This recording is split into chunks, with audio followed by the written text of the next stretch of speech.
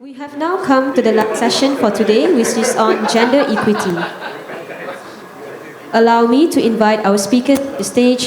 Please welcome Dr. Azimah Salim from India, who will speak on equality and women rights, Ms. Saud Adene, who will speak on women and economic prosperity, and Dr. Ali Hassania from Iran, who will speak about personal freedom and the dress code in Iran. I would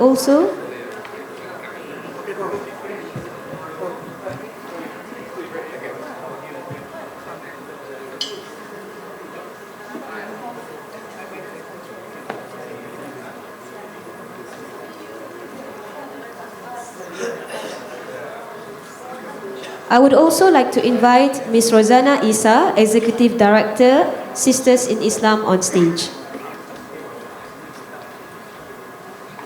Unfortunately, MP Agia Ermarini from Indonesia, who will speak on women in the public sphere, will not be able to join us today due to urgent political appointments.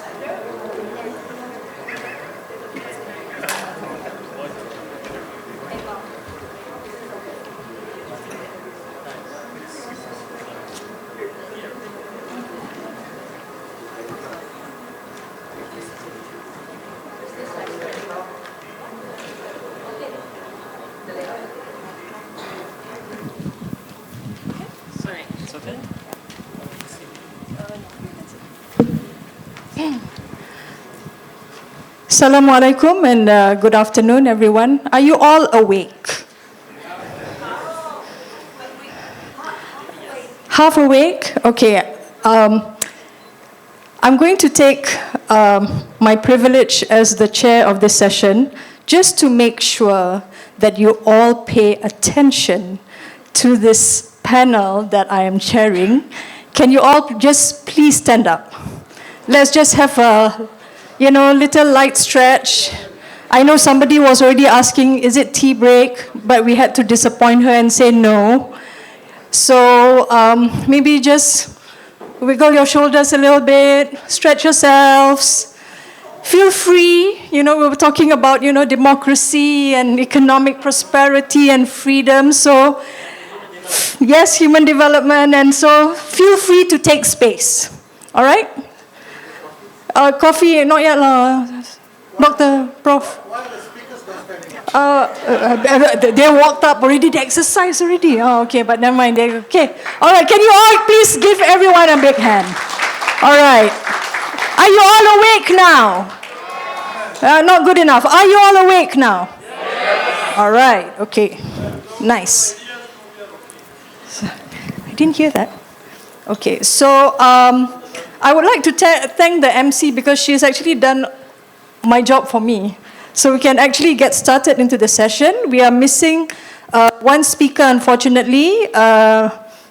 So I would like to allocate the full 20 minutes per speaker. And then after that, we can go into the Q&A for about half an hour. All right? Okay, so I will start with maybe Dr. Azimah. The floor is yours on equality and women's rights. Taking off from the first two sessions that we had on democracy and civil society and economic prosperity.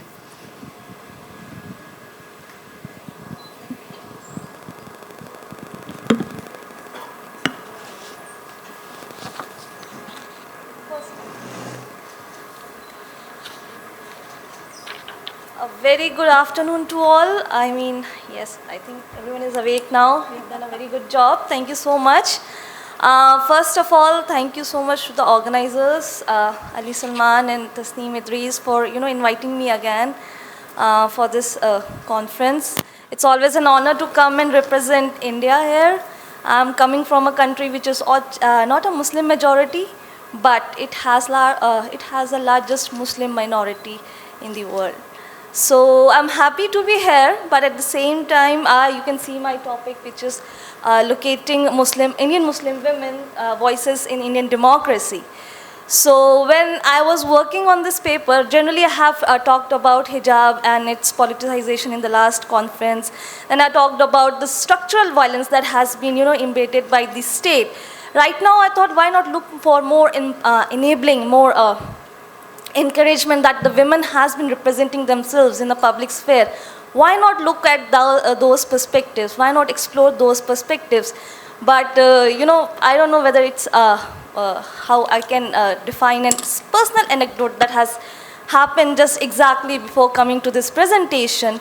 As we all know the situation which in India, and Professor Saeed has very clearly put out the situation which has been happening right now.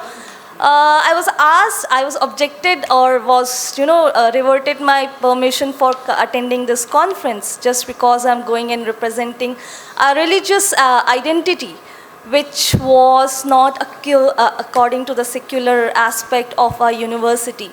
So that took me a setback just exactly before the presentation, and I just relook about that what exactly is happening and how as an individual I am asserting my voices and trying to, say that how I can assert and say, don't, this is my right. Attending a conference, speaking about what I think is something I need to focus on. So similarly, my presentation is all about how Indian Muslim women has been locating their presence in the public sphere for quite some time. But the level of the visibility they have has always been somehow diminished in some sphere or the other. So can you see this was a very famous portrait that came out last year in January 2022 when the hijab controversy actually triggered. So this was Muslim women who was wearing a black burqa. She was trying to reach her college. Her college is a government college. In her two-wheeler, so a group of right-wing wearing saffron intimidated the girl by chanting Jai Shri Ram and not letting her enter the college. The way she reacted was with Allahu Akbar. This is not something which was taken. It was showcasing her stand with assertion and resistance.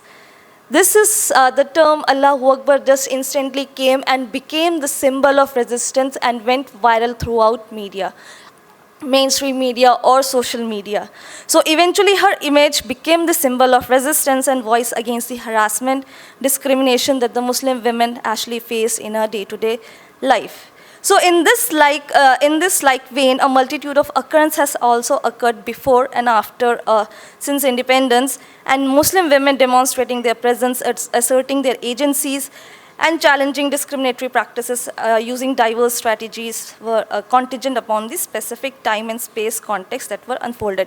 That was very clearly evident at the time of CAA, at the time of NRC, at the time of Shah Bano case in 1986. It was evident at Triple Talaq Act and hijab controversy. So there were so many times when the women has presented and asserted. So the focus of my paper was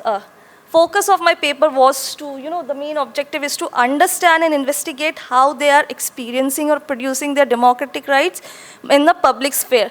The main purpose of my paper was to understand how the discourse on marginality and capability engagement of Indian Muslim women has been experiencing their agencies in their day-to-day life. At the same time, to what extent the space of Muslim women have in practicing their right despite of an exclusionary state politics. So when I was going through and understanding the different aspects, these are the few questions that came to mind. Are the women conscious of their sovereign rights? Do they know what they are doing? Do they know how, to what extent they are there in the public spheres? Are they aware that what are the means through which they can assert their rights? So these are the questions, how Indian women are conscious of their sovereign rights within the public sphere. How they recognize and assert their citizenship right despite of rooted exclusionary policies. What are the access to public spaces for women is liberating, but at the same time exploitative. Okay. Can I just have the microphone?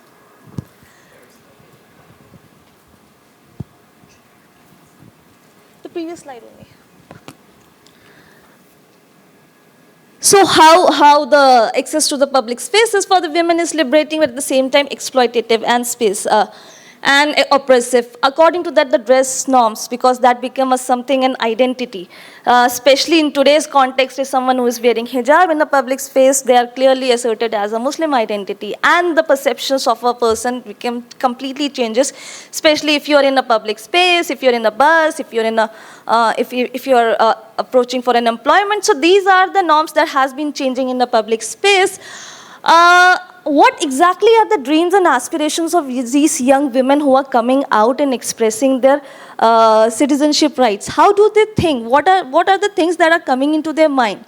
So these are the things that, despite of their social political, because Indian Muslim women are the margins within the margins.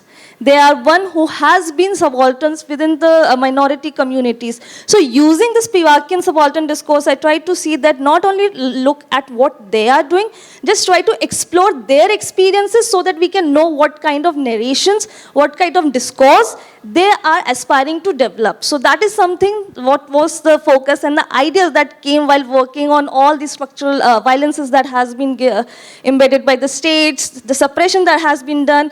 There was a very famous Sulidil and Bulibai app that was an online attack on these Muslim women. So despite of all these things, the women has been consistently coming out in the public spaces, and what make them conscious.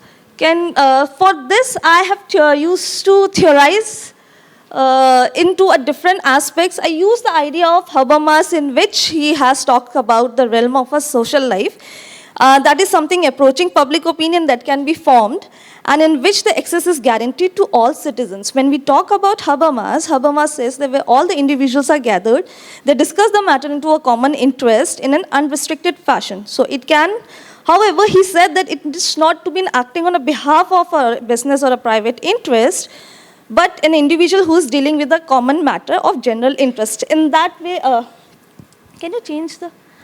So in that context, Nancy Fraser became very significant when she said that there has to be a subaltern counter politics, that are parallel discursive arenas where members of subordinated social groups invent, circulate, counter discourse, or formulate oppositional interpretation of their identities, interests, and needs. So when we talk about Habermas' understanding, this is mostly focusing on a communicative interaction that gives them a chance to reason and come together and assert their ideas into a consensual form. Two main aspects which he has focused on is mostly the work and the interactions, and we try to see from a perspective of Indian Muslim women that has been quite evident when they are in terms of work, where they have seen different mode of actions which was based on their efficient means. The means which I'm going to discuss, the different means that they have used throughout the time, and what are the means and how they have asserted and formed in strategic actions. Besides that, there has been a communicative actions which actually behave or mold their behavior into a consensual norms. Protest, dissent, representation became one of those. So despite of those, dealing with those aspects of public space, the discourse on marginality became significantly important, because as we see, the Muslim minorities are someone who has been discriminated despite of having a secular nation. But to what state it has been facilitated, how they have realized they do have an equal citizenship. There has been a lot of discriminations which has been happening over the period of time, but the level of realization they have developed, something that gave a very nuanced understanding of their right, of their conception of citizenship. Besides that, when we try to reformulate this idea of conception of citizenships, it is to recognize where the citizenship speaks, is to encounter between state and society. How the women has been practicing their citizenship rights became very important in the position of their experiences and in the position within the social.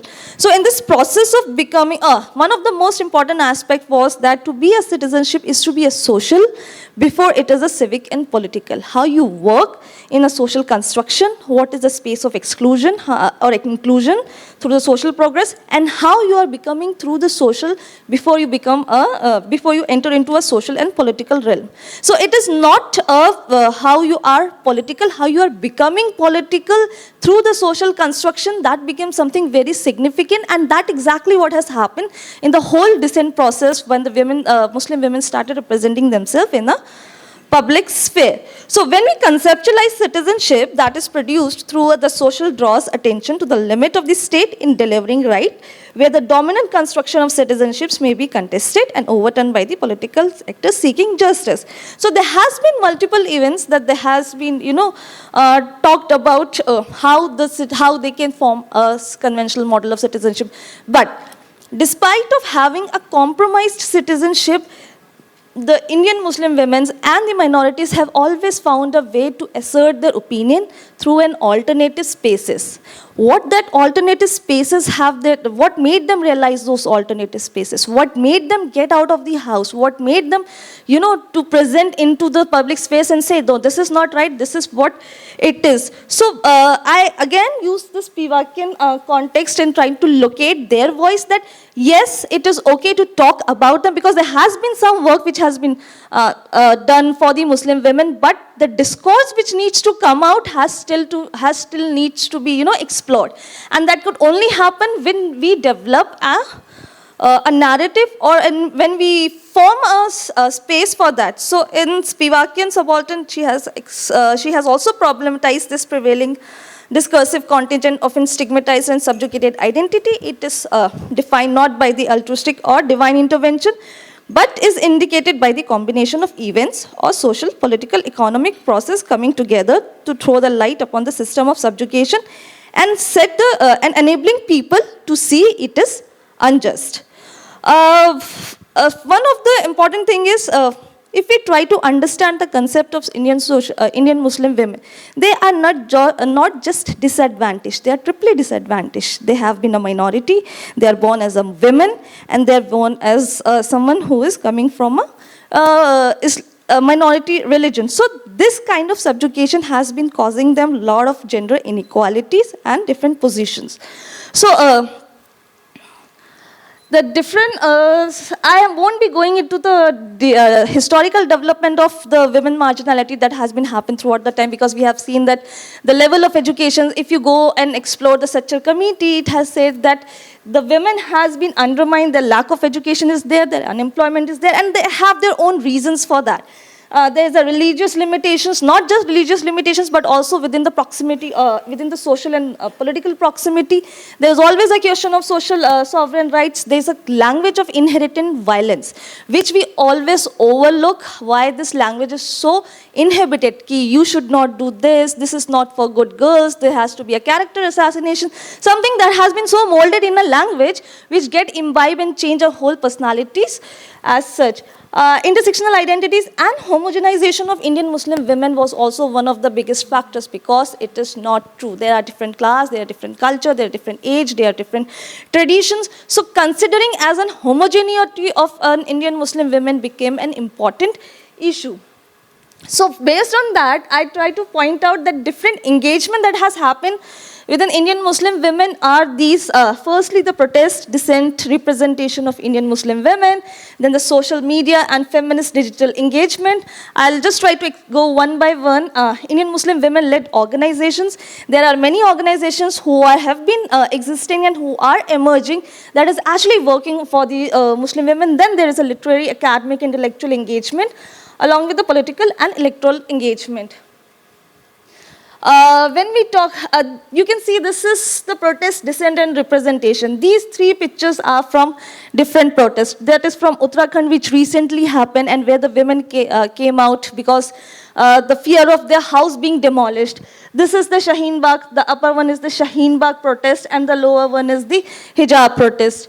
So why the women who has been coming out, and this is not just recently that has happened, even at the Shah Bano case, when this right to protection on right to divorce act was passed, women came out on the streets to assert that this is not something which is for their development. It is not an equal legal law. So one has to work and, rephrase or need to relook at this laws. So the presence of women itself on the streets shows that they are conscious enough of their rights and they know how to assert their political rights. Triple Talaq Act, when Triple Talaq Act was passed, it was the most common narrative that actually came out that this act is a savior for Indian Muslim women. This act will help Indian Muslim women to not get impacted or victimized by this triple or instant talaq. But at least women were conscious enough to understand that what exactly the law is, how it has been designed, what are the repercussions, and how it can, impact them in future. So they also came out, they also protested. These protests has been happening in different part of the world, different part of the India. It's not just one place. So large number of women came out, registered their dissent, represented their presence, and make it visible that this is something they are not going to accept easily. I'm not going into the outcome or the consequences. Right now I'm just locating that how women are using different public spaces in order to register their voices. And that shows that the potential they have in registering the voices despite of being so marginalized in that context. Okay. Then Shaheen Bagh protest, that was a very known protest which has happened. One of the most interesting part of this Shaheen Bagh protest was, first of all, there were more than 400 protests that happened, and the Shaheen Bagh protest was led by women. So the most thing that excites this in this protest was that how Muslim women were conscious and that considered the motivations for their everyday life that can lead them act collectively in the pursuit of goals and perceive as better achieved collectively than individual. So not only they came out of the house, not only they registered, they also developed a sense of community among themselves. That's where the Habermas was talking about the consensual norms. And they emerged in a shared routine, bind them together within their religious identities and the neighborhood bonds. There was a physical proximity that brought them together. There was a shared experience that brought them together. And they facilitate bonds and networks for their collective actions. So at times songs, poetries, and other communal rituals were played that also develop a sense of solidarity among themselves. So discussing... So can you just change the... this was again the hijab controversies which happened last year. I won't be going to the detail because of the paucity of time. Then this is one mode of protest that has happened. Similarly, social media. Next slide, please. Social media. If you go and type social media, you will find a lot of women who has been registering their voices and countering the narratives which has been given to them. That shows they have this level of consciousness. Of course, there has been some limitations. There has been some problems. There has been a lot of problems actually. There has been a lot of backlashes actually. But the way they have used this digital engagement is something that needs to be noted and pointed that they do have the capacity. Next slide, please. Next.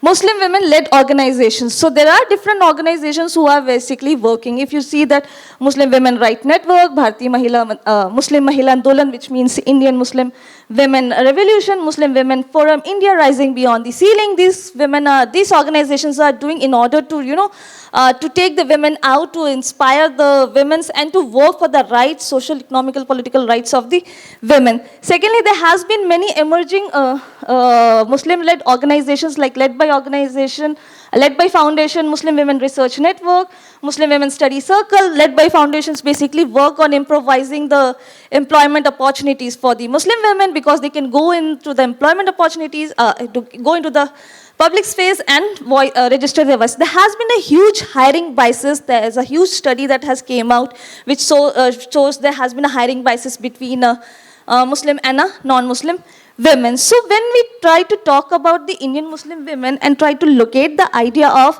through Spivakian point, that it shows that we need to recognize their sovereign rights. To what extent it has been exercising? Do they have the political space? Do they have the political space to voice and represent their community? Are they forming their own political spatial states? Or are they inclusive of the electoral participations or their employment of economic independence and establishing their theological origins rather than basing on the state-formed religions? So these are the aspects which has been discussed. Lastly, when we talk about,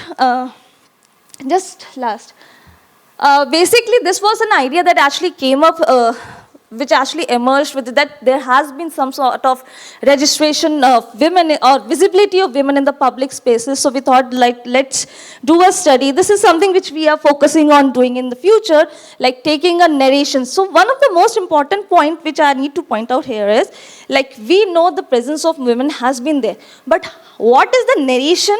What is the discourse? They think from the public perspective this need to be registered as well.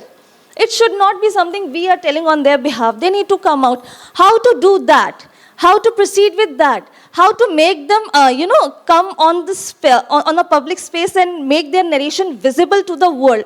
So this was a small pilot study which we are planning to do, in which we used basically the subjective approach and narration discourse, where we can, register the narratives of these women and try to see from different methods. So we have this observation and survey methods, and this has been based on 2 different phases. First phase has been Delhi, Lucknow, Hyderabad, and the second phase is Mumbai, Bangalore, and Kolkata. So this is basically what is the plan that has been happening.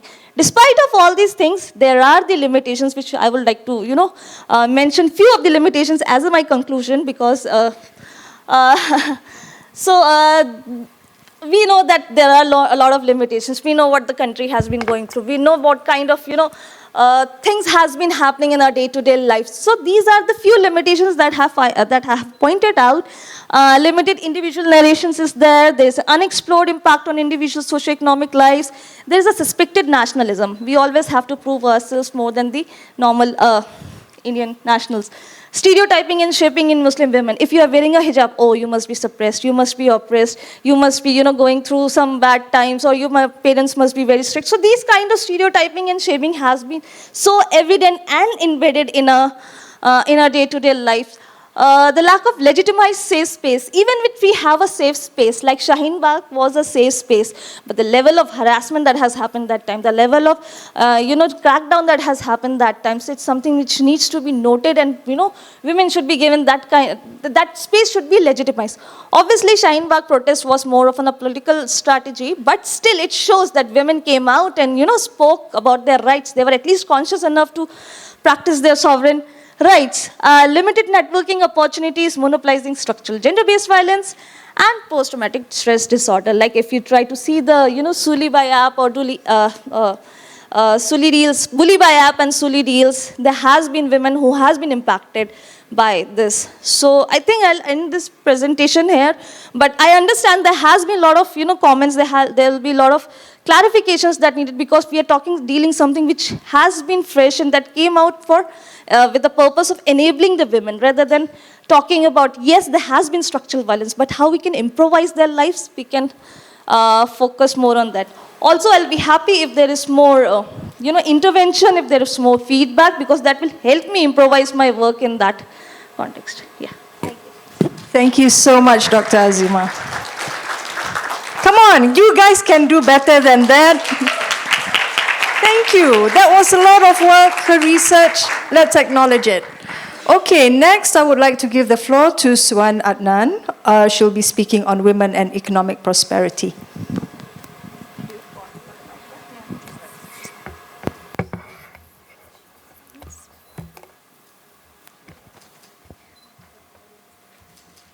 Thank you very much.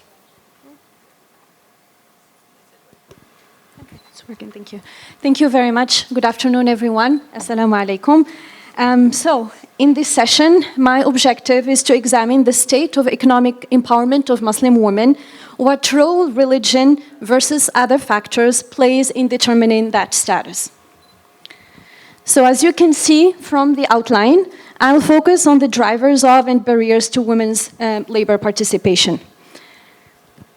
So beyond the gender equity argument and women's rights to decide whether they want to participate in the market or not, the economic cost of gender inequality in labor markets is high. So countries are losing $160 trillion in wealth because of differences in lifetime earnings between women and men. In MENA, the Middle East and North Africa region, the losses are at $3.1 trillion, which represents 7.4% of the base regional wealth. If women played the same role in labor markets as men, as much as $28 trillion could be added to the global GDP by 2025, according to a projection of McKinsey back in 2015. In the MENA region, gender equality in labor market would increase the GDP of the average country by 60%. However, we see that in the Muslim world, women or Muslim women are lagging behind in terms of women's economic participation.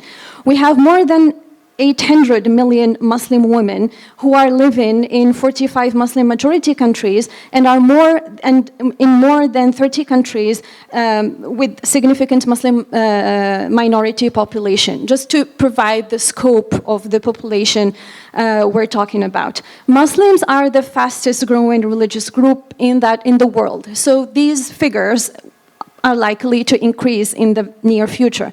Women are now the majority of university students in the Muslim world. They are also represent a great market. Accounting for all the Muslim women's earnings, they represent $1 trillion market. 15 million women have joined the workforce, and I'm here talking about the Muslim majority countries, for the first time in the turn of the millennium. Yet again, female labor force participation, despite these important advances that should be highlighted, female labor force participation in majority Muslim countries lag behind that in non-Muslim countries. However, the Muslim world is not a monolithic body, but comprised of a different set of economies, cultures, and geographies, which is reflected in the variation in female labor force participation across majority Muslim countries. So as we can see from this table, a sample of majority Muslim countries from different parts of the world, the Middle East and North Africa, and also Southeast Asia and other areas, we see that some majority Muslim countries, Indonesia for instance, which hosts the world's largest Muslim population, female labor force participation is 53% as a percentage of population ages 15 plus. Compared to, it's the same rate in OECD members. The same for Malaysia, the same rate as OECD members. We see, however, in some countries in the Middle East and North Africa, Egypt, Iran, Morocco, and Tunisia and other countries that are not in the table, female labor force participation is very low. In other countries, the United Arab Emirates, for instance, it's even higher than OECD members, 55. The rate of women's participation in the labor force in Kazakhstan is 65. But we need to make a difference between the two countries, and we need to look into the gender gap, because it's not sufficient to only consider female labor force participation without comparing it to men's economic participation. So we see that despite the high rate in the UAE, the gender gap is still significant, given the initially high participation rate of men, which means that there's still room for more women to participate in the labor force. Kazakhstan has the lowest gender gap in female labor labor force participation.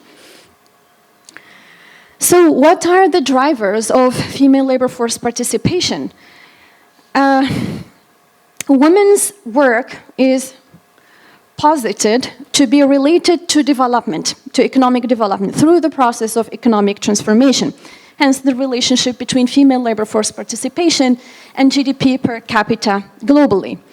So levels of female labor force participation are high, or tend to be high, for the poorest countries generally, where agriculture is the dominant sector, and women often participate in smallholder agricultural work. Women's participation in the workforce in lower middle-income countries, which have much smaller shares of agricultural activities, tends to be lower. Finally, among high-income countries, female labor force participation is again higher, accompanied by a shift towards a service sector-based economy and higher education among women. This theory of the U-shape as I said, highest level of participation in low-income countries, then low in low and middle-income countries, then high again in high-income countries. So hence, the U-shaped theory is observed globally across countries of different income levels. But this global picture may be misleading, as more recent studies have found this pattern does not hold within region or when looking within a specific country over time. So as we see here, in no region do we observe a U-shaped pattern in female participation and GDP per capita over the past 3 decades. Sorry? No, please go to previous slides. This one. Yeah, this one. So here we see all the regions represented. There's no U-shape over the last 3 decades. We don't observe any U-shaped pattern in female participation in GDP per capita. Can we? Next. So within the country, as we observe trajectories of different countries, as you can see over there, Panama, Portugal, Korea, Republic of Korea, Spain, and Chile. So for their GDP per capita evolution, we observe some countries' GDP per capita in 1960, for instance, Chile, is comparable to all low and middle income economies highlighted in the blue band. So if we see Chile, where Chile, the starting point, that was 1960, we see that it's the same, that it corresponds or overlaps with today's GDP per capita on the countries on the blue band, including Indonesia, for instance. However, most of these economies, again including Indonesia and all the Vietnam and what else, Mongolia, Eswatini, and so forth, El Salvador, have higher female labor force participation today than Chile did at similar income levels in 1960.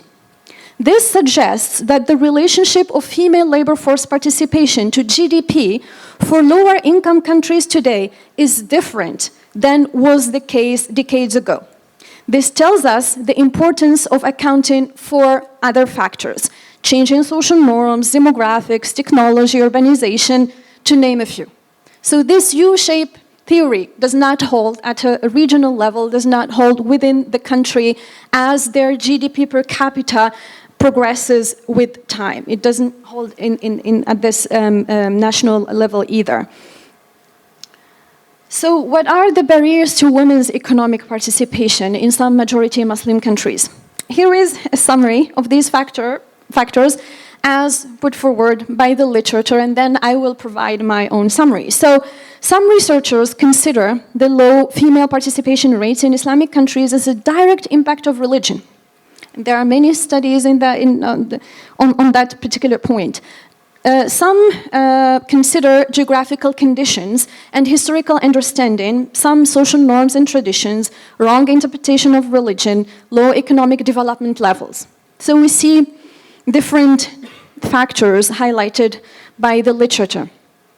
Based on the mentioned literature, international reports, World Bank's reports, OECD, WEF, and so forth, and national studies, barriers to female economic participation could be structured, in my view, around 4 different buckets. The legal institutional framework, social norms and structural inequalities, human capital, and economic growth and opportunities. In the rest of my presentation, I'll briefly, could you go up? Yeah, this one, yeah. So in the rest of my presentation, I'll briefly discuss each of these 4 points.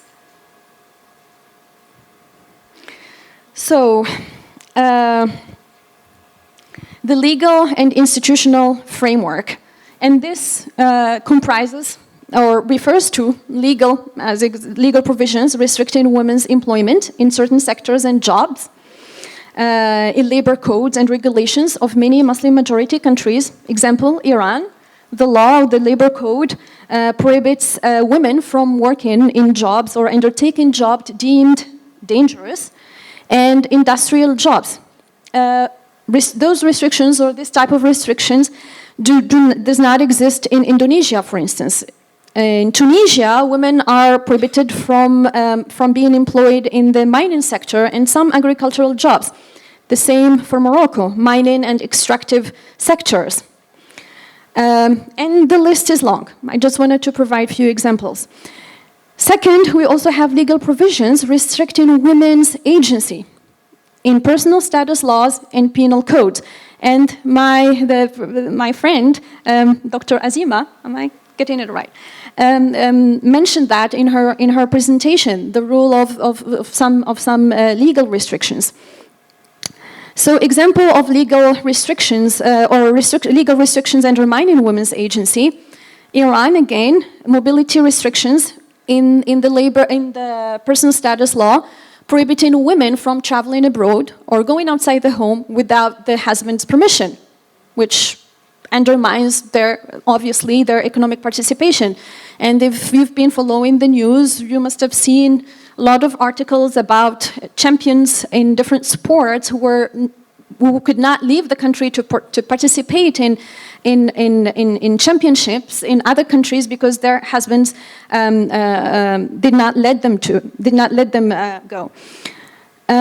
So these interpretations or these provisions are actually based on religious interpretations of concepts such as guardianship or such as qiwama. Not sure how to translate this one, but these religious concepts are used in, the interpretation of these concepts are used to shape different legal provisions. Same in Iraq, for instance, where the penal code allows the husband to discipline, aka beat, his wife for the purpose of disciplining her. And the provision is written with these exact words. In Saudi Arabia, there used to be mobility restrictions on women who could not have their own passports. Their passports used to be a page in their husband's passport, which was a restriction which was lifted only in 2019. In Turkey, different type of restriction, but still it is the other extreme, the veil restriction. Up until 2013, where when veiled, up until that year, veiled women were not allowed to work in government buildings, were not allowed to go to study, basically, to go to university if they were wearing a veil, which was proven to have had major impacts on women's economic participation and also on women's education, which also has an impact eventually, on their economic participation. Okay, the last type of legal restriction or category of legal restrictions is the lack or correspond to the lack of legislation policies leveling the playing field and enabling women's employment and entrepreneurship. Women have, for instance, limited access to property, which means limited collateral. They cannot have the same access to finance, the same access to loans as men. So the lack of policies accounting for this, the lack of gender-sensitive policies accounting for these structural inequalities, accounting for these unequal starting points for both men and women, lead also to undermining women's economic participation, women's entrepreneurship in that case. The second bucket, or second main key factor driving women's economic participation is the social norms and structural inequalities.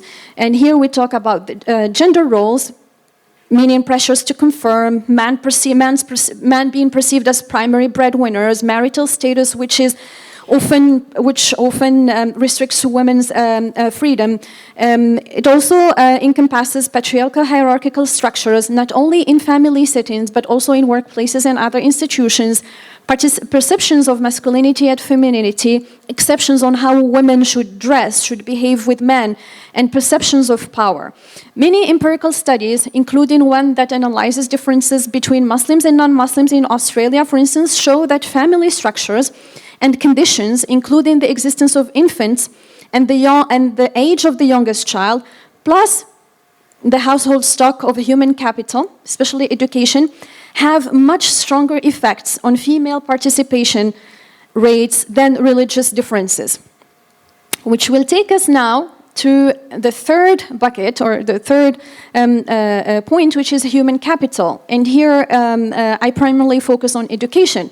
Women's education and other factors related to their family conditions, as I said, was proven to be correlated with, more strongly correlated with their economic participation, more than the religious factor.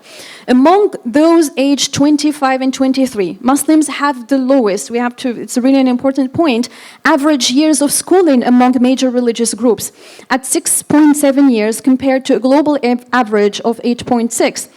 Muslim, and here I'm talking about Muslim women in the last point. So there is a significant gender gap in education with an average of 4.9 for women years of schooling versus 6.4 for men. And the largest gap, again, it's variant across the Muslim world. The largest gap is in the Middle East and North Africa.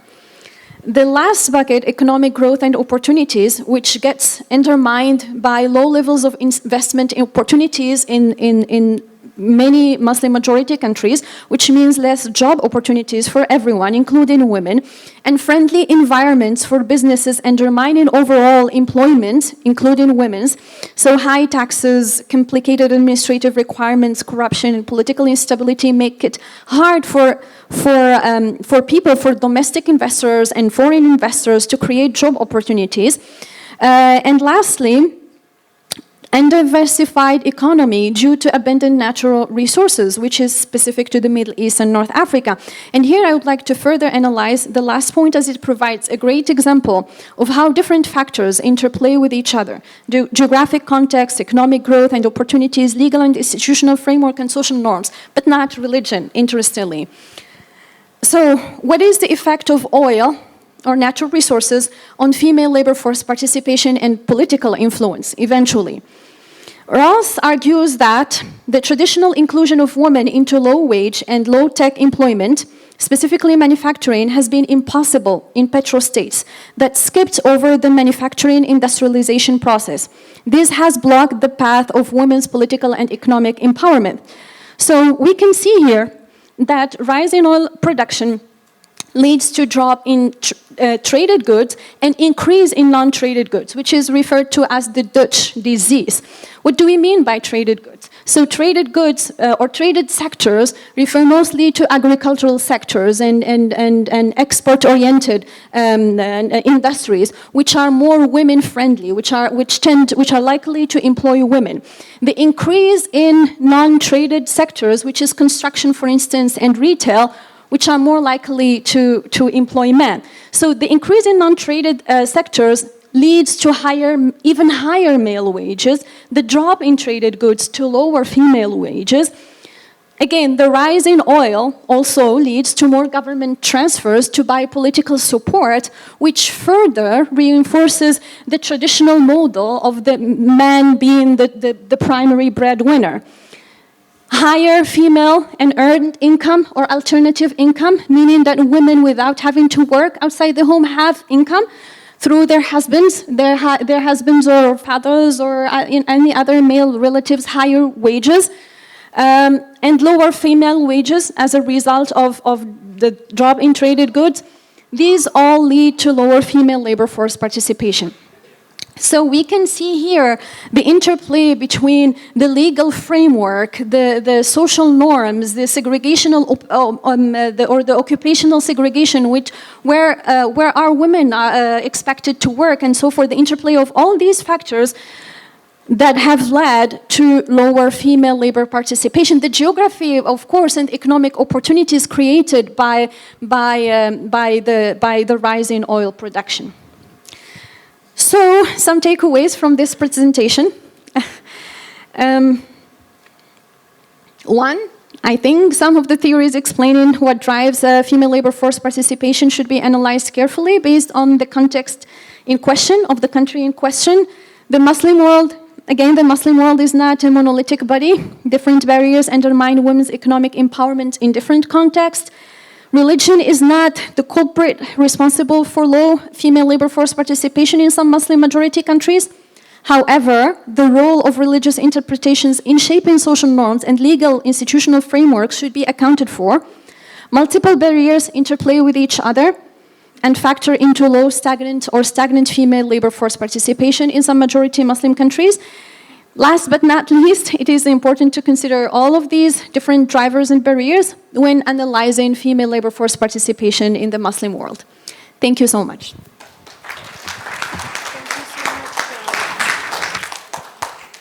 Thank you so much, Suad. And finally, Dr. Ali Hassania on the personal freedom and the dress code in Iran. Bismillah. Bismillah ar-Rahman ar-Rahim. Dear ladies and gentlemen, Assalamu alaikum wa rahmatullah. It's a pleasure to be here again in ILN, lovely and effective and wonderful group. Because it's my first time I'm here in ILN, and so it's a pleasure to be here and see my professors, my brothers and sisters in religion or other religions. So thanks to ILN for inviting me and being here. I'm the last one. I see that maybe some of you are sleepy. I'm more sleepy than you.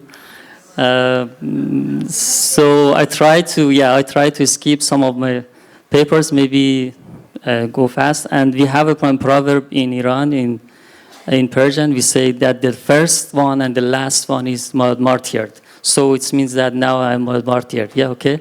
So, my topic, excuse me, slide please. Next one. Okay.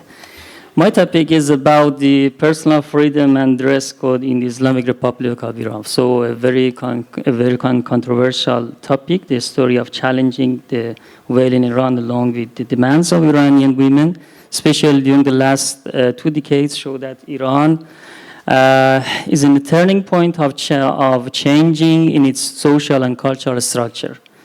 The conflicts between the masses and the Islamic State, as well as debates on the issue of women's rights among opponents and supporters of the veil in Iran, show that such a challengeable issue is one of the most important dilemmas in Iran.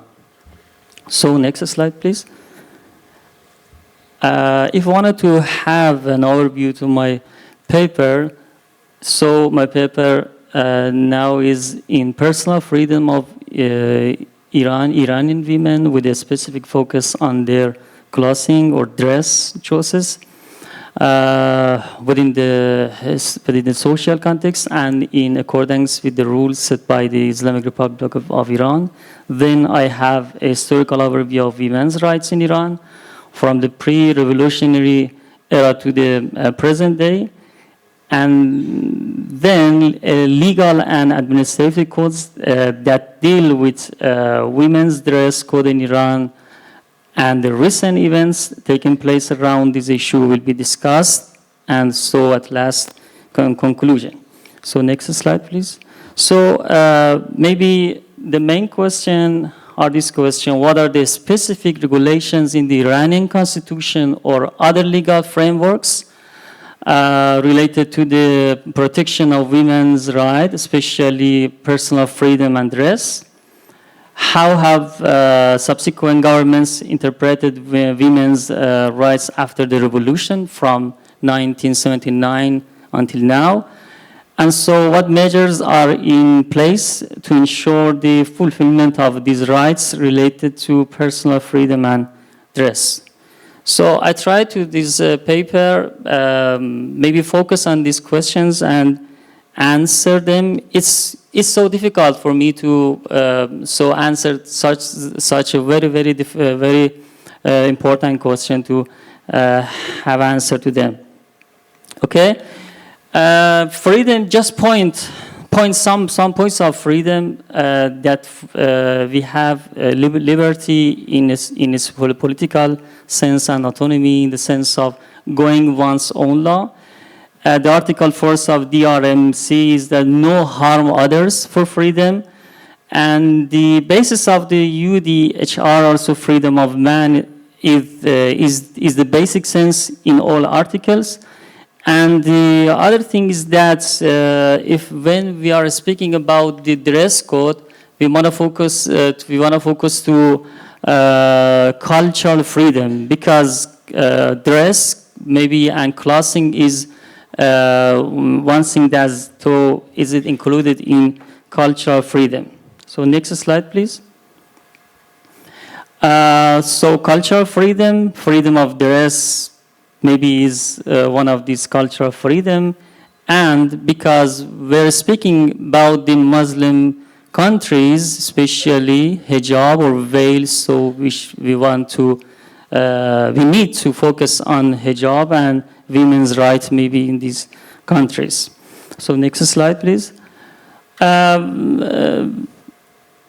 Just to maybe focus that women and rights and their struggles towards liberty by the name of feminism, and also freedom of clothing, that would be one of these actions of feminism, especially in Islamic countries.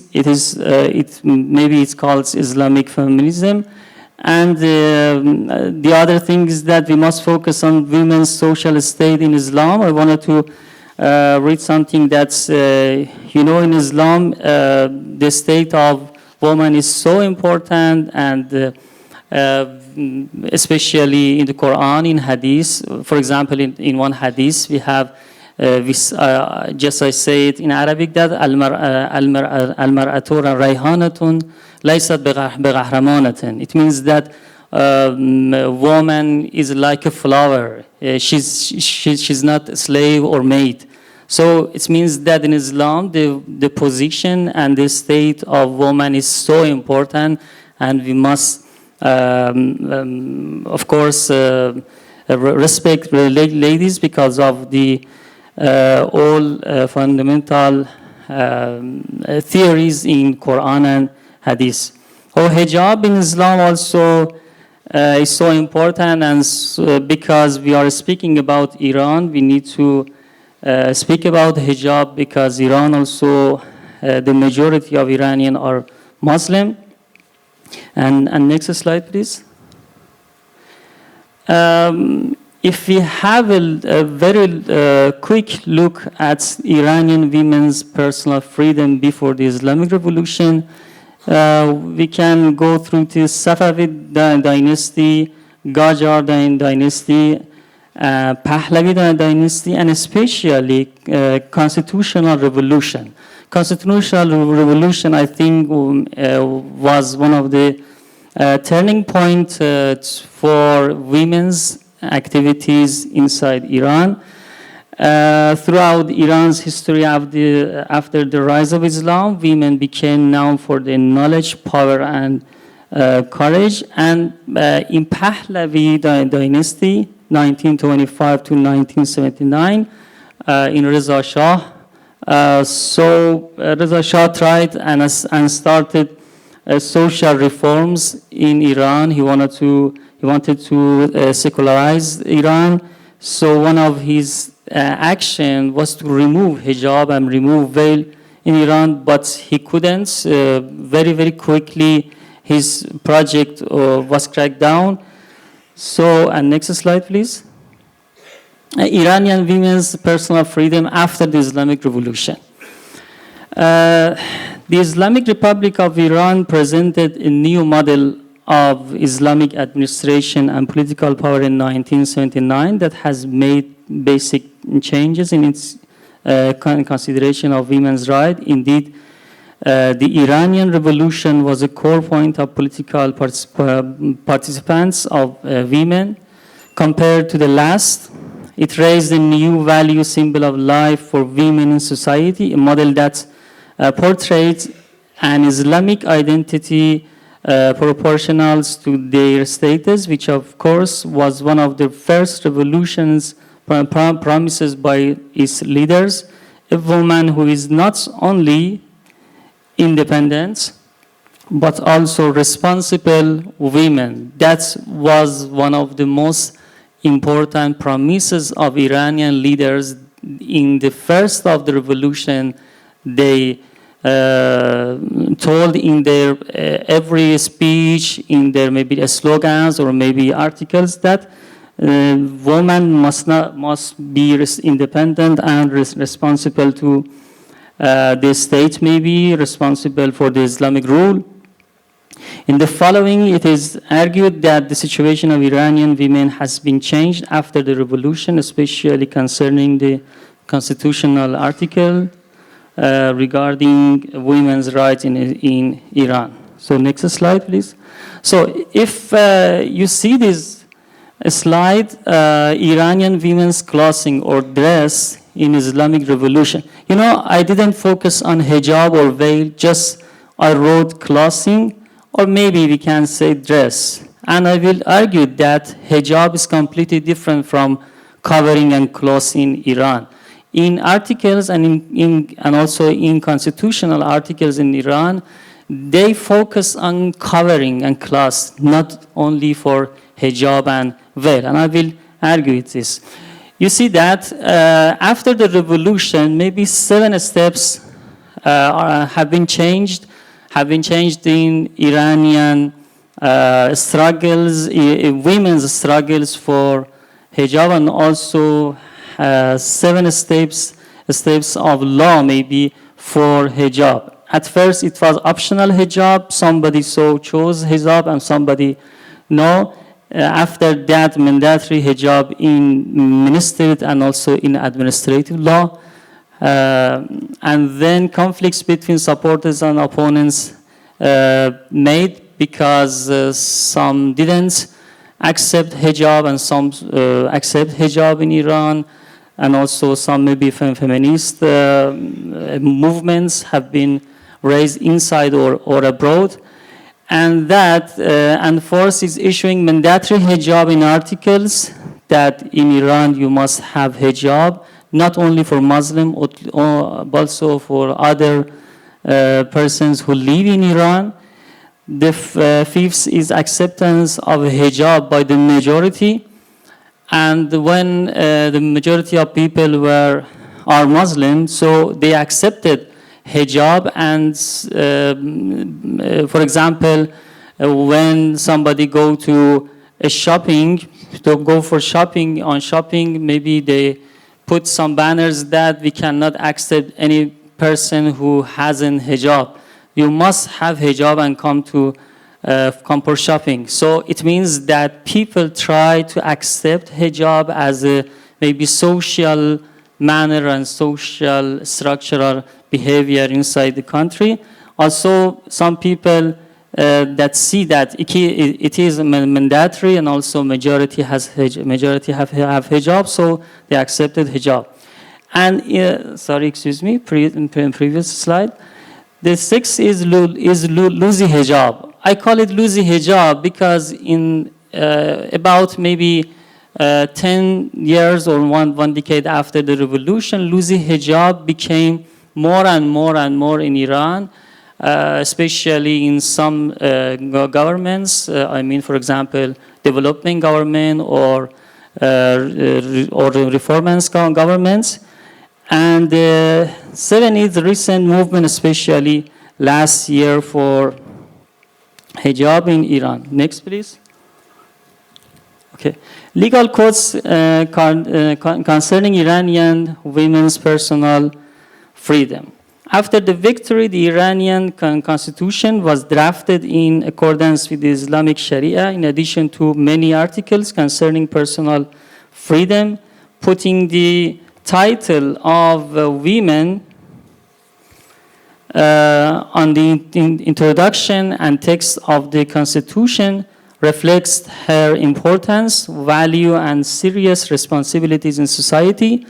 Paying attention to the rights of women and recognizing their wide presence in the Islamic community have provided the opportunity for the growth and prosperity of their talents and personality in various fields of society.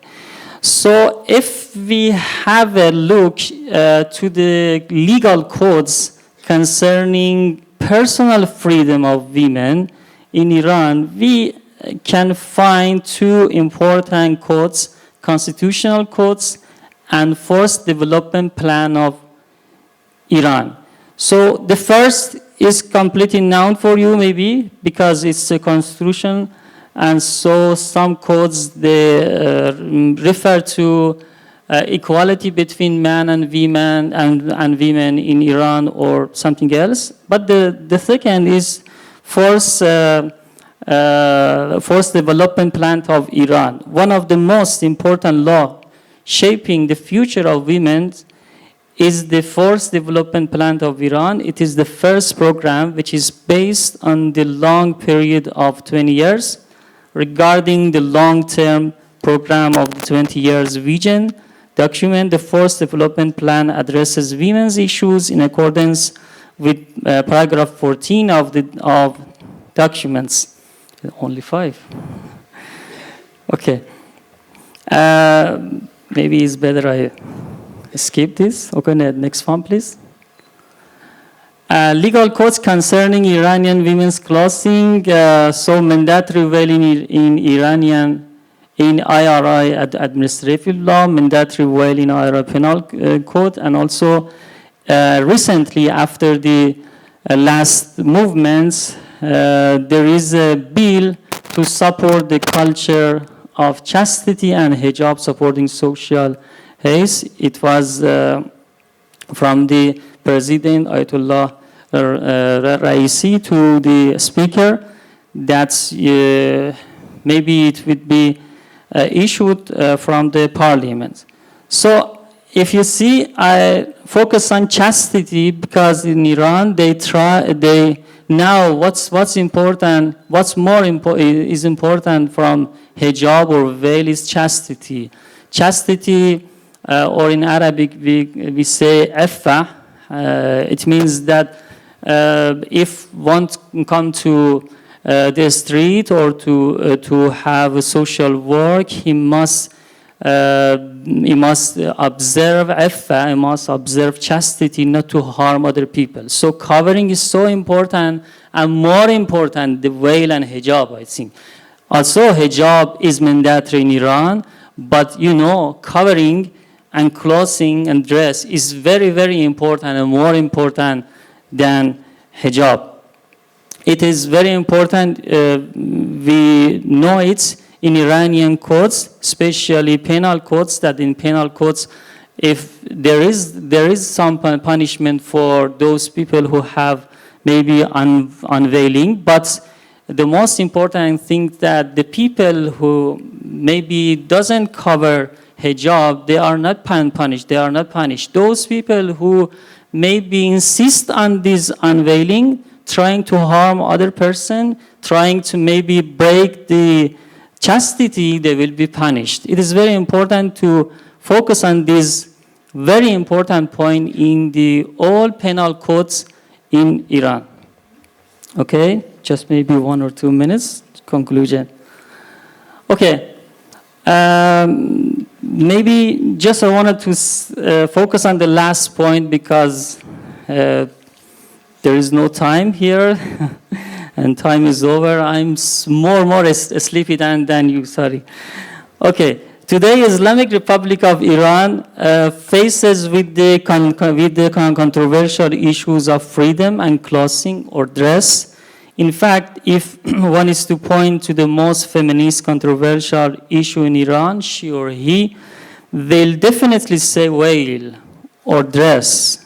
The last feminist movement in Iran with the slogan of women, life and freedom, which of course was not new, but it was used in feminist movement other than Iran, like for example in France, as I remember, and I studied as France, in US or other countries, which of course was not new, was an example of putting such an issue on the table. So the issue of veiling in Iran seems not to be just a religious or a social issue, but it is connected to many different things. It is a multi-dimensional matter which must be discussed in politics, society, theology, law, and etc. So even I think it is not a religious issue, but it is related to the politics of states and many social and cultural factors that are being changed day by day, especially in societies like Iran. Although Iranian women are mentioned in constitutional articles and governmental affairs, but they need more and more attention, support, and defense from the government to reach what really deserves them. Indeed, there is a long way to achieve a good state for women in the society according to the constitutional and Islamic norms. Thanks a lot for your attention. And in Malaysian, terima kasih. Thank you.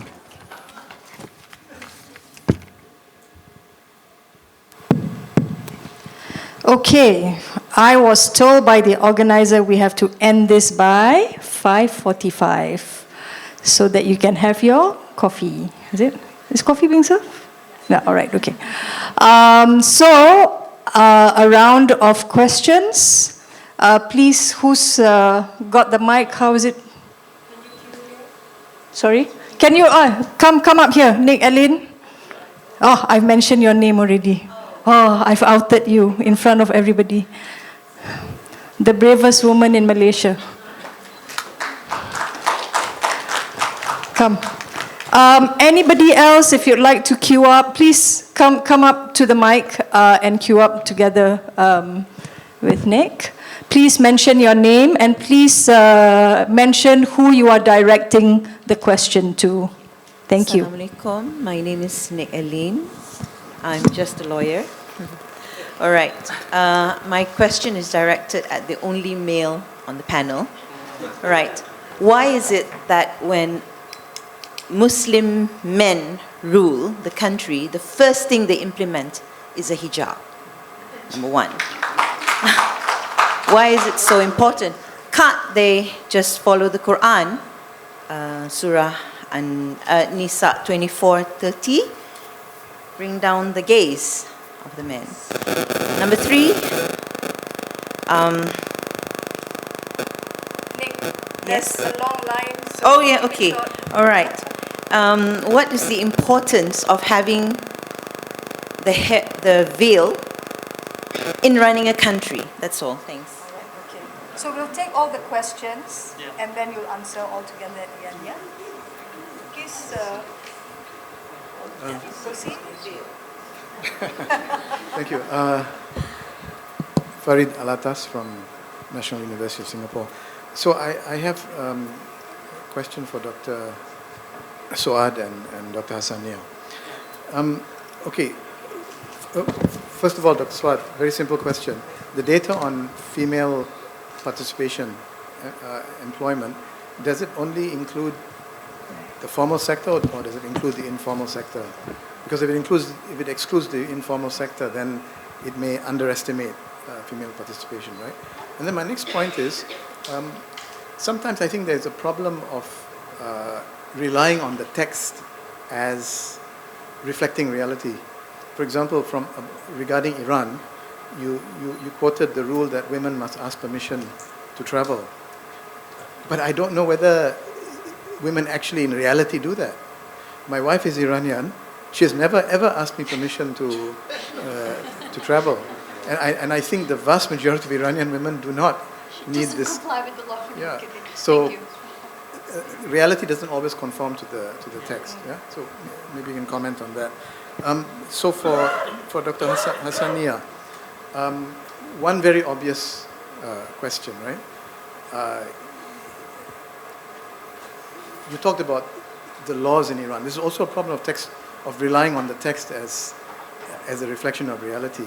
The laws may be very good in terms of protecting women, but women, as you know better than me, have in the last 40 years frequently harassed by officials for not using hijab or for having what you call bad hijab, right? So this is the reality. Yeah. Now, one very obvious question. You didn't mention one word about the Zan Zendegi Azadi movement. which, we have witnessed in Iran the last year or so, where now women are not using hijab and the authorities don't seem to dare to enforce it. So maybe you can comment on that, and why were women able to achieve a certain degree of freedom which the previous movements like the Green movements a few years ago were not able to achieve? Thank you.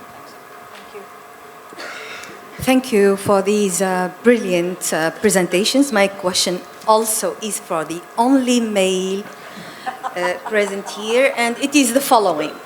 I've been following you, Ali, and you mentioned the question of constitutional codes in Iran guaranteeing equality and equal rights and social and cultural status, etc., and independence as well. And then I'd like to ask you, how can an independent woman not have the right to be dressed the way she likes? There is nothing. Let me remind you of something which happened in Tunisia before 2011 and the authoritarianism and the dictatorship. I was not allowed to put my hijab. At the name of politics, politicians chose for me what to put on my head, okay?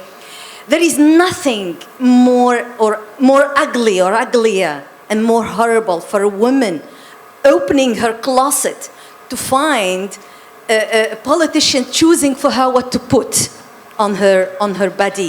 Nothing. Once at the name of religion and once on the name of secularism.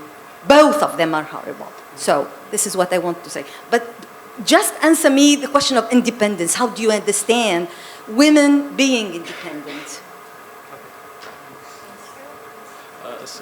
So I also have a question for Mr. Ali. Okay, so it's rather a simple question that you talked about some law regarding chastity, right, in Iran. Could you just emphasize a bit more on? So I was just unable to. What that law is about and how does Iran define chastity? Because in the end, it is in a way become very subjective. So how does the Iranian regime try to define that? Okay, so thank you. And then what are the potent implications of that on cases like such as the arrest of Masa Amini, which even led to the protest, because even she was arrested for perhaps wearing jeans which were too tight or something. I mean, that's what I read. Okay, thank you. Thank you. Husnul Amin here. I am not asking any question from Dr. Ali.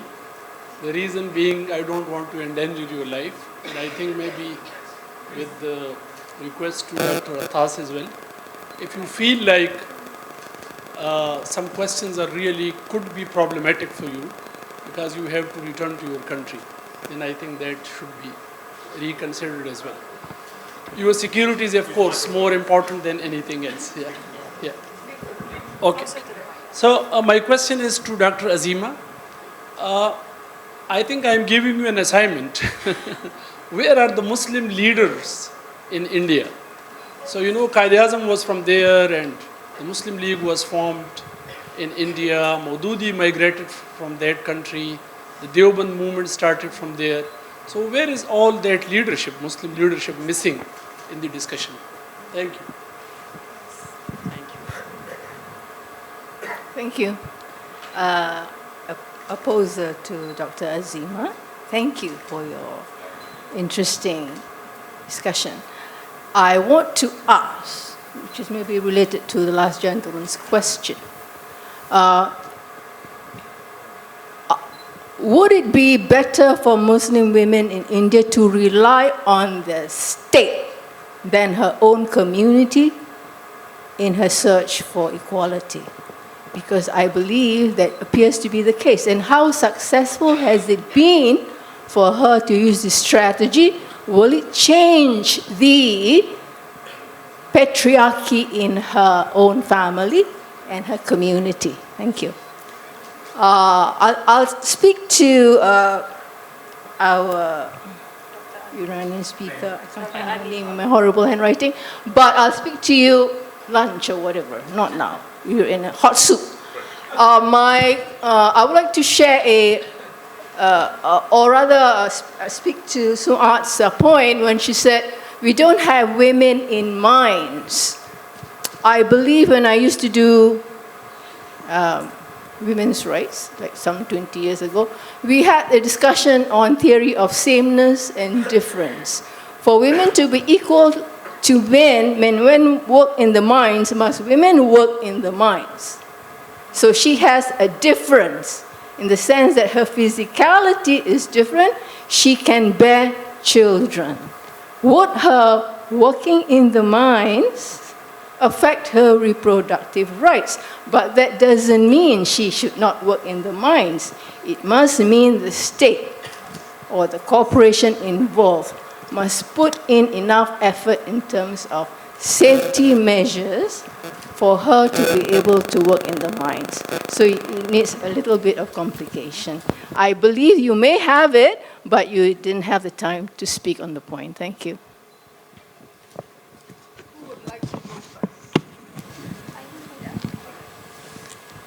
You don't want to let the only man get it started? No, kidding, go ahead. Thank you so much. There wasn't much questions, but to Professor Husnul Amin's question, I believe most of the leaders migrated. But jokes apart, yes, there is a leadership issues there. We don't have any, very strong leadership that has been coming. Even during CAA, we expected that some leaders would have emerged. But even then also, not a single leader came up and, discussed and talked. There are few leaders, but the idea of secularism is, it is something that has been so embedded that it is not working specifically for the Muslim community as such. The people are there talking for them, but there has been a lack of leadership to a great extent. Because if, as an individual, if I want to follow someone's direction, I think I am clueless. I don't know who to follow, what to do, who's the political leader I should go and talk to, and who's talking on our behalf. There has been a huge gap in that context. So that is a big issues. And though my presentation was more of an optimistic term, but I'll be a bit pessimist here of not seeing any hope as well, how and when these leadership will emerge. Though the women or the margins are coming out and exercising their right, but to what extent they will do that, that is still a debate or a discussion.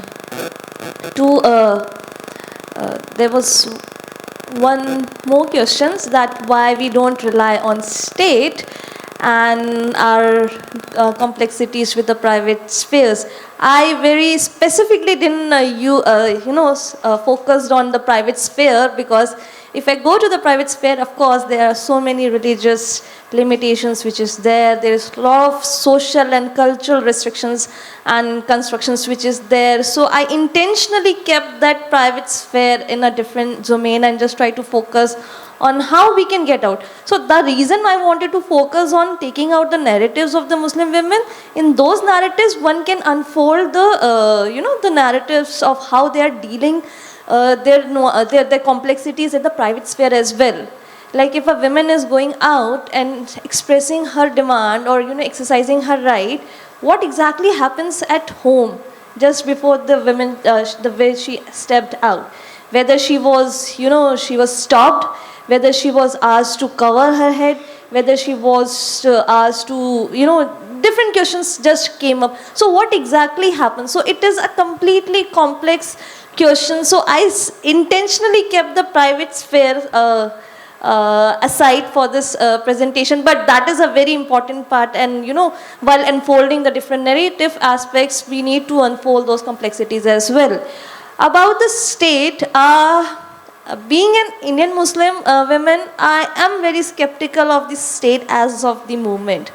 Like what exactly the condition is happening right now, and the way things has been dealt by the state is not very favorable for women. Like if you see the Triple Talaq Act that came out, they presented as they are the saviors, as the Muslim men are the one who has been, doing all the ill things, and they are one who is coming and saving us.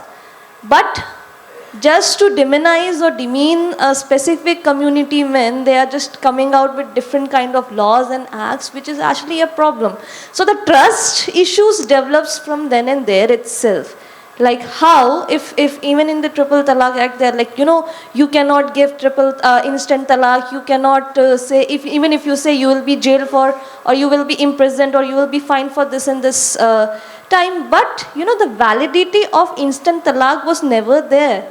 Supreme Court has always, invalidated the legality of those instant talaq in various cases previous this Triple Talaq Act. So one does not focus on those aspects. So they just come up with a law, acted as a savior, and then trying to demean one. It's not just demeaning one gender, one community, it is also demeaning the religious aspect, that this is something which is more oppressive and we are there to help you out.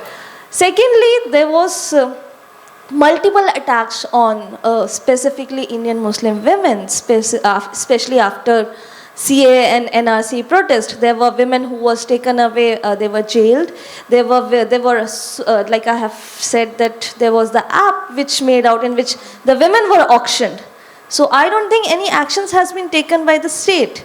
I don't think they have, in fact they have given award for for doing in such an event. So state right now is not very trustworthy in that context. Even earlier also, state has always used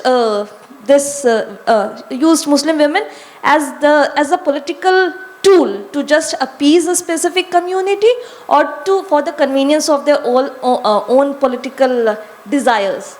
So it is at times difficult to see to what extent we can emphasize on the state. But yes, there are many organizations that has been coming up or forming an alternative spaces. So what are those alternative spaces? How can we help birth those alternative spaces? Can be something which can be helpful in order to help and promote the women in the coming future or in this context. Yeah, I think I answered the question.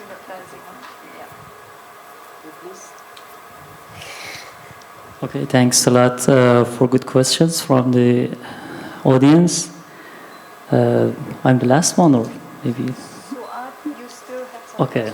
I have one question. But I think it's not the manner of equality that many questions are just only for male and female that don't have any question. And also it's not equality that in the last session the economy was about economic prosperity, and all the speakers were men, not female inside them. Yeah, maybe. Okay. So if I understood the first question, why only women have hijab? Yeah, based on the Quran. So the lady also answer the question, okay, there is in the Quran hijab only for women, yes. But the philosophy of hijab maybe is another matter, another topic that we should discuss about the philosophy of hijab for women. But, hijab is not only for women, hijab also is for men. If I understand hijab, not a scarf, I mean to have clothing and covering for men and women. But for a scarf, yes, it has a philosophy, it has a historical background, so it was in Sunnah. We cannot, maybe we can discuss it in another topic, that why only women has hijab. So maybe the answer to the question of Amal from Tunisia, that what's the meaning of independence for women or for men also, I don't know, maybe the same answer would be here, that independence is a holy word. We can use it for everywhere, maybe for men or women. But I think maybe you focus only for some examples of independence of women, maybe for judiciary positions or something else, yes? Not for all examples. Because in Iran, I think in Iran maybe men and women in mostly they are equal for every work, especially for judiciary works. Also, you can be as a judge, but not the top judge, maybe the first one. Maybe you can also work in judiciary position, and also you can work everywhere. You can go for university, you can have your job, you can do your sport, everything. No, you focus only for some special examples. I mean that's also maybe a very questionable question. I think maybe a questionable issue. That's okay. Yes, maybe we can speak about it. It would be changed little by little and it could be discussed also. That okay. Maybe next if I be president, inshallah, next week I will discuss about it. Okay. But about the chastity bill, that's a friend from India. You asked about the chastity bill. So it is a long bill, but it's not formal now. Just the president proposed it to the parliament, and the parliament will discuss about this bill. It's a chastity. You can find it, the bill proposed by Ayatollah al-Raisi. For protecting chastity and hijab inside the society. You can find this in details. But for example, it insists on that those people who insist on great sin, especially great sin inside the society, they must be fined. Or those people who don't wear hijab in administrative offices, they must be fined, for example. Or those people who try to harm other people by uncovering themselves, unveiling, they must be fined, and etc. So there is a detailed bill. It is only proposal bill. It's not formal now. It's proposed to the parliaments. If maybe after the session I can show it to you.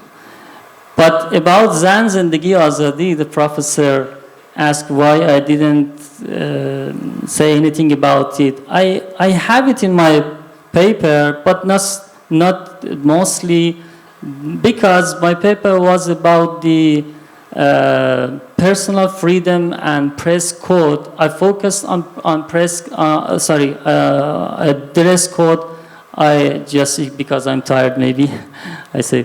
I focus on dress code and personal freedom in Iran, and so I tried to have a whole review from the revolution until now on what was happened and what is happening on penal code, administrative law, maybe in constitution, in some special law in parliament, or maybe in other legal offices. So my subject was not about the slogan of women and life and freedom, okay? But yes, it's so important to focus on the recent movements in Iran. Just maybe one word that I can say about this slogan is that Zan Zindagi Azadi, or women, freedom, life, was not only because of maybe hijab or maybe veil. Yes, I think it was only an excuse for feminist movement or to have extra changes for women inside Iran. And we cannot forget the magic of media behind of this movement. You know, we cannot forget that, because the slogan of Zan Zindagi Azadi is not new, as I mentioned here, is not new maybe in other countries also, in some movements, some feminist movements, some economic movements have been also used this slogan. But I insist that Zan Zindagi Azadi just was an excuse for more freedom and maybe more development for women inside Iran.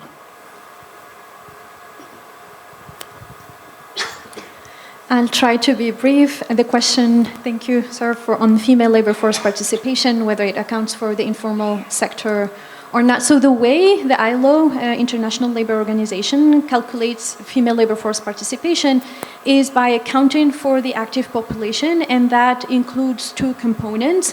One, the population or people who are employed, including seasonal and temporary workers, and people who are actively looking for a job. So even unemployed people who are actively looking for a job, or those who are unemployed between two jobs, are accounted for. So my understanding, although in the definition there's no reference to formal or informal, but given this definition, my understanding is that it accounts for the informal sector. That being said, it's a benchmark, because the ILO does this modeling based on national statistics and national reports, so there are a lot of discrepancies. But it's a benchmark, because if the discrepancies apply to both female rates and male rates, and so it gives an idea on gender gap in labor force participation in different countries. So on mobility restrictions in Iran, legal restrictions, they actually, unfortunately, affect the most vulnerable. And there were instances that have been reported by the media, where women athletes, were prevented by their husband to participate in international championships. The one I remember off the top of my head is the Iranian soccer team's goalkeeper, female soccer team, who was prevented from traveling abroad to participate in Asia soccer championship by the husband. So it made the media for quite long, and there are many other instances. So these instances are more likely to happen among the most vulnerable women in the population.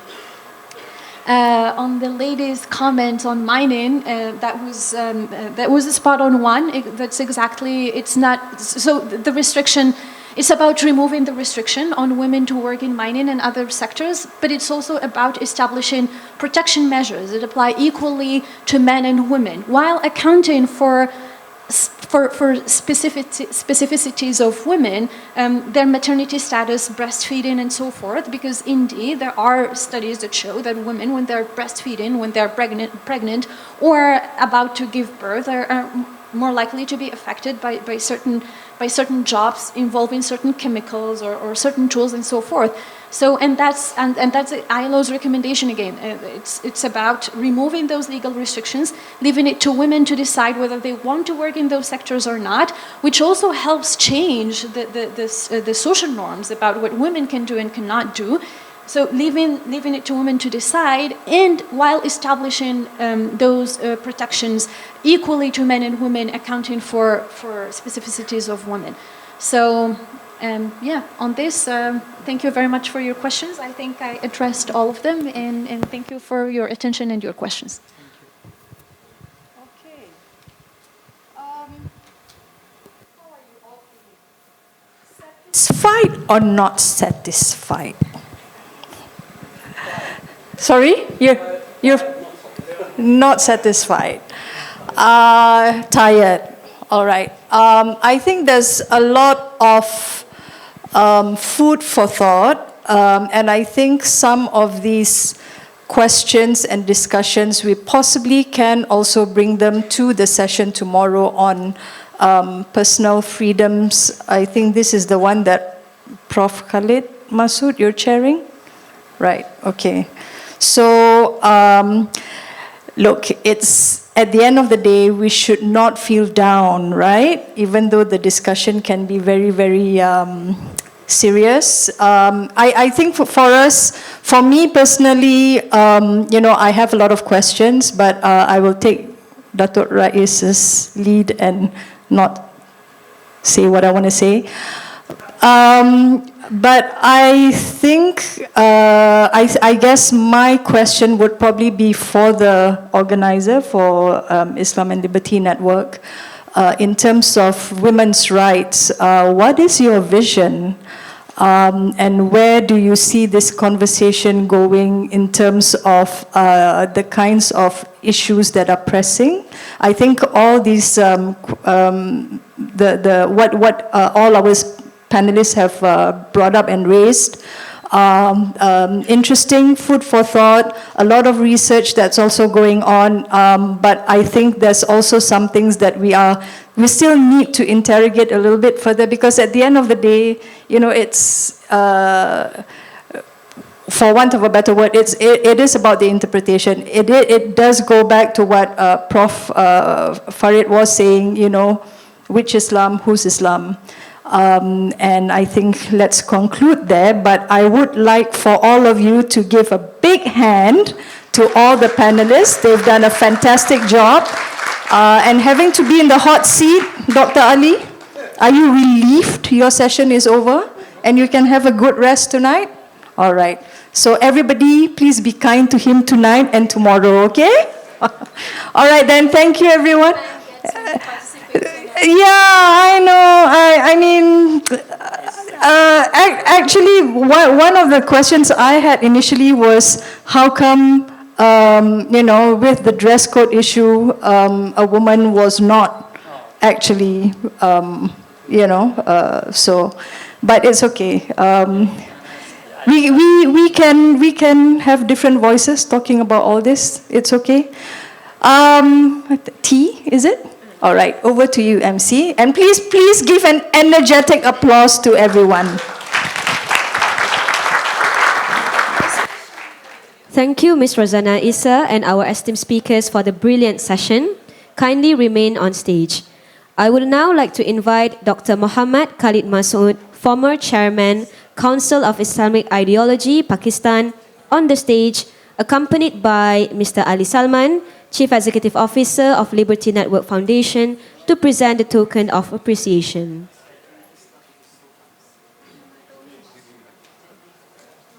Rosanna, sorry, I just want, I'm here. Because you asked a question to the organizer, I want to just quickly, 30 seconds, and I want to reiterate what Amul Azuz said in her question, and I want to endorse the vision we have is very consistent with what she said about no restrictions, whether imposed by secularists or religious authoritarianism. We do not believe any of these restrictions. Thank you.